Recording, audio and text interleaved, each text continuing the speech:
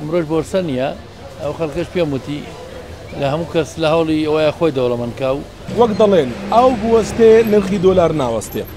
ئەم 100 دۆلارێکە بەدەستی منەوەیە ئەگەر بیتەوە بیکڕی لە بەشێک لە نووسنگەکان دەبێت 148 هزار دیناری عێراقی بدەیت و ئەگەر نووسنگەکان لێت بکڕن بە 144 هزار دیناری عێراقی لێت دەکڕن چونکە بۆرسا داخراوە. با بزانین ڕاو بۆ چوونی مامەڵەکارانی دراو چی ئەستەبارەت بەم بابەتە؟ چکار کەسەوە بە کەیف خۆی دەفروشتن حتا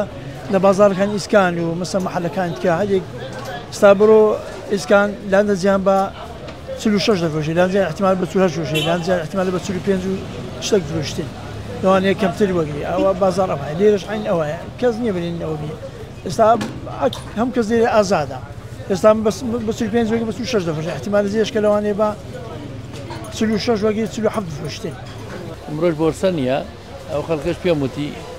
لە هەموو کەس لە هەوڵی ئەوەیە خۆی دەوڵەمەندکا و هیچێکی تر بێویژدانیە زیاتر بۆ بێویژدانی دەگەرێتەوە و ئینە کابرا دەچێتە بەر نووسنگەیەک یانی لە چی عەقڵە هەیە تۆ 4000 دینار فەرق لە بینی وەرەقەیەکە بەس بۆرسە نییە و دووەمیش وعزەکە یعنی زۆر بێسەروبەر بووە عێراق خاص عێراق ئیمڕۆ سەرۆری خۆی لەدەست داوە لە ڕووی ئیداری وە لە ڕووی دارایی وە لە ڕووی پارەوە بەڕاستی ئیمڕۆ عێراق ئەگەر سەرۆری خۆی لەدەست نەداوە یعنی پارە لە ماوەی 2 سەعاتە 5-6 هزار دینار بەرژون زمەکە یعنی کێش بۆ ئەوە دەگەڕێتەوە عێراق سەرۆری دراوی خۆی لەدەست داوە.